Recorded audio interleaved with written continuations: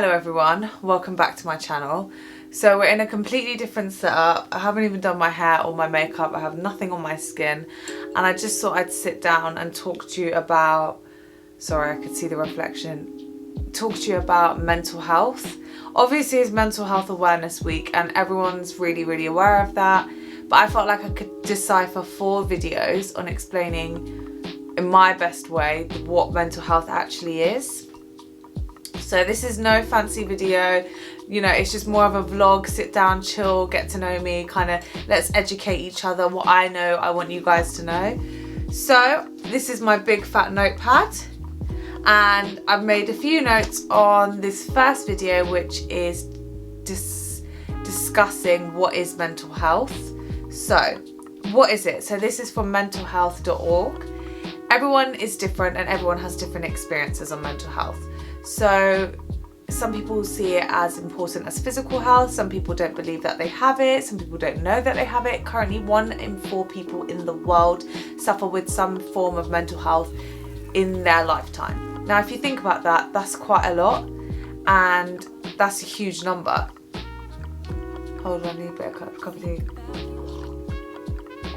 So someone may feel weighted down while others feel like they can do it. Everyone has a different experience on it. Your mental health can change alongside your circumstances in life. Obviously currently we're in a very different stage to what most people in our lives have actually experienced, and this pulls me into the idea that we are all going to go through it. And you know, with this whole self-isolation situation, people aren't realizing that it's so real, and so many people are going to go through it. And I think that's the sad thing, because not everyone's going to know how to get through it, or that they're suffering from it. Hold on, I want to change the angle. Right, I told you this was going to be vloggy, choppy, me swapping around. There we go. Now we're better. So from mind.org, so I was researching what is mental health, how do you define it, and I feel like everyone has just such different descriptions on what it is. For me personally, my personal viewpoint on mental health is that it's something you can't describe and sometimes can't diagnose, because invisible illnesses aren't something that you can see. You know, you could see the happiest person walking along the road smiling, laughing, but you wouldn't know their story or what they're going through.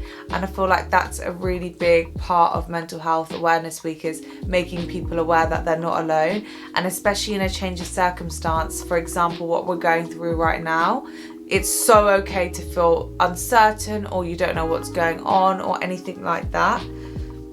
So going back to my point, mind.org. These are just some of the common diagnosable invisible illness or mental health, whatever you want to call it. Anger, anxiety, bipolar disorder, body dysmorphia disorder, borderline personality disorder, depression, dissociation and dissociative disorders, drugs, eating problems, hearing problems, hoarding, and there's so many more. And you can literally go on their website, and I went on it today, and it was just so eye-opening for me. It was like, wow, I didn't realize how much we were going through. Like, there's so many different types, and even if you feel like you don't fall into a category of one, you can fall over into an overlap of, you know, more than one. Good mental health can be defined as generally able to feel and reflect in ways you want to live your life. 1 in 4 people do suffer, and you need to look after your mental health like your physical health. I can't preach this enough. Like, people forget that your head is one thing and your body is another. They are connected. And for years and years, people didn't realise how well connected they were. And if you put your mind to something, I'm a big believer in you can actually do it. Different childhood experiences determine our mental health.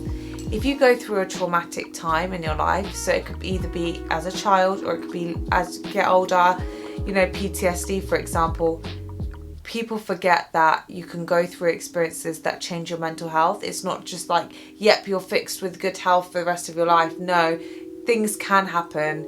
You can suffer losses, you can suffer big life changes that you don't realise what you're going through. If you feel things are not right or you cannot explain it, then make sure you can ask for help by a loved one or a professional, is the Mind.org's advice. Personally, some people find it a lot harder than others, you know. I personally was a bottler for years until I met my counsellor that is a lifesaver. She's known me for 11 years. I wouldn't even say she's my counsellor, my life coach, my everything. Hold on, camera battery's gonna die. Right, I think we're back with a dead camera battery.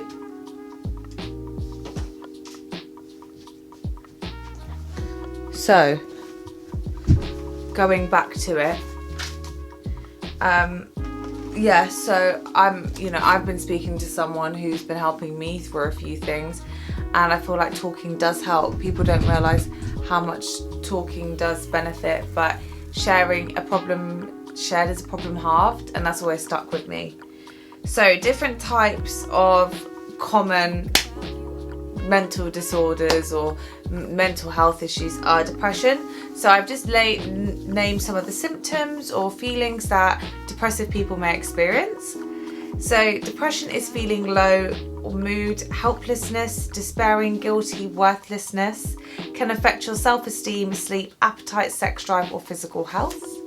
Anxiety is generally feelings of worried, tense or afraid, long or overwhelming amounts of time, can affect sleep problems and also create panic attacks. Generalized, there's many different types. So there's generalized anxiety disorder, social anxiety, PTSD and panic disorder. Another common type of mental disorder is eating problems. So you can be over or underweight. You can be anorexia, bulimia, binge eating disorder. Another one, a common one, is schizophrenia. So this is debating the name of this particular mental health disorder. I was reading a lot of debates on if it should have this name. It's becoming more accepted nowadays. Obsessive compulsive disorder. So this is a type of anxiety disorder where repetitive activities you feel you have to do to calm your anxiety. So when people say OCD, they generally feel like they have to be like clean and things, like washing the hands or showering loads. But no, this could be even from touching a bed or touching objects, or this could be from having to eat or act a certain way or say a certain thing. So the independent.co.uk also got loads of information from, and the general theme for this Mental Health Awareness Day was supposed to be sleep, but actually they changed it in April due to the COVID situation, and now the theme is kindness. So selflessness, selfless acts, you know, being kind to one another and also being kind to yourself, I think is extremely important and not everyone speaks about. They wanted to, when they created, you know, the act of kindness, I read somewhere that they wanted to shape this pandemic as something quite positive. And if you see in the news, I don't personally watch the news, but which is how I cope, which I will go into in another video. But if you see the random acts of kindness from people in the TV, I've seen boys drop food round, to door, neighbours helping out, neighbours gardening, especially if you've got elderly or vulnerable neighbours, just doing that little bit extra, or even picking up the phone to your friend and you could be like, hey, how you doing? Like, you know, just those little things there, they're just so selfless. Anyway, mentalhealth.gov. So obviously I'm in the UK, so if you research mental health in different areas of the world, you probably have different areas of research you can go into.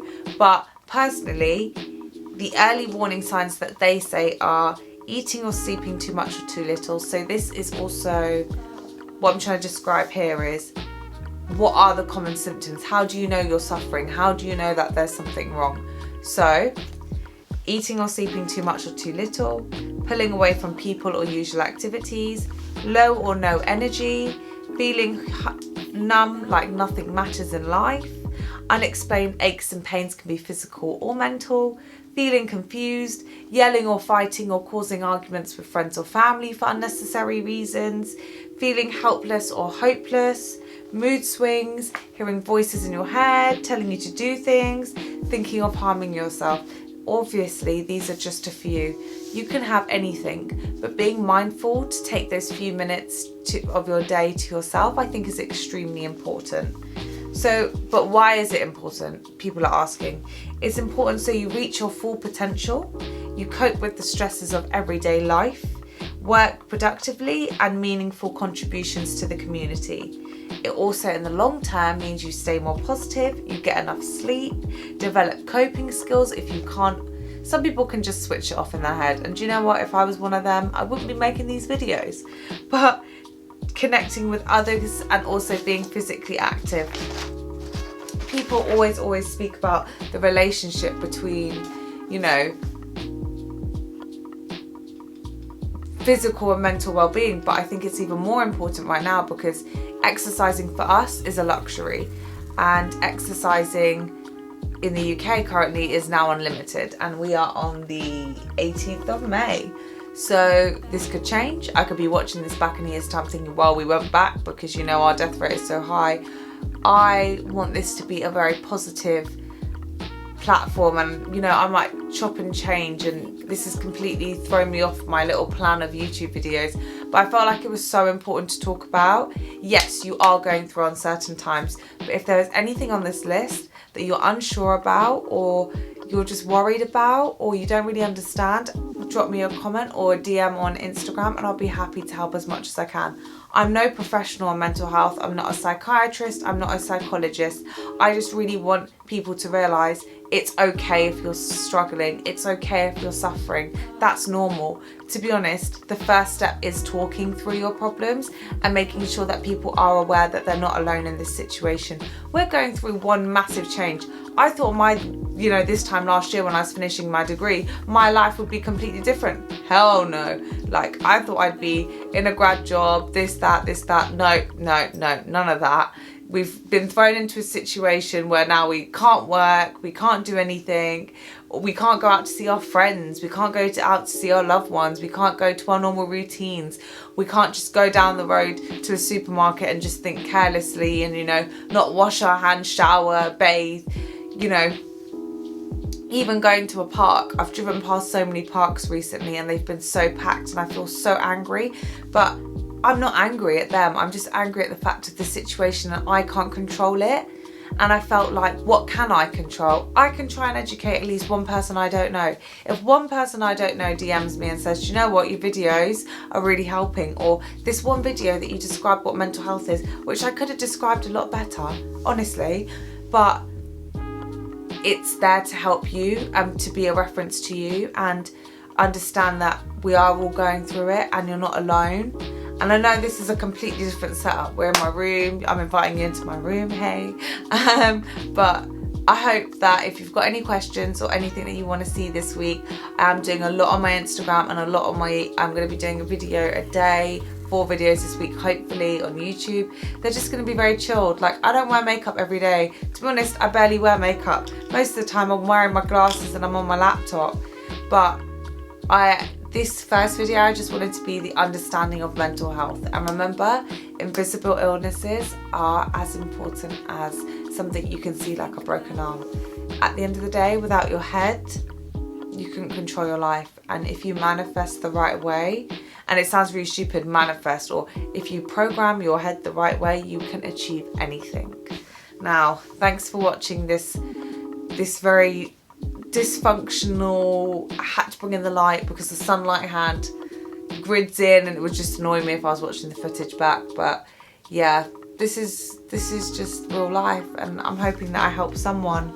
So with my cup of tea, I'm gonna sorry, I was talking so much that my mouth got dry, sorry. I'm hoping that I can help someone, and yeah, I hopefully see you in my video, fingers crossed, tomorrow. I've got a really good one planned and they're just generalised topics, so you can leave me any questions you want me to answer in a video, in a DM on Instagram or on this video, and I'll answer it in a video or just get back to you. But don't forget to like and subscribe if you like this type of content. To be honest, I don't really know how this is going to go. This could get 2 views, this could get 20 views, but I'm just going to be real, and this is just me living my best life, and I'm hoping that you do too. So I'll see you soon. Thank you.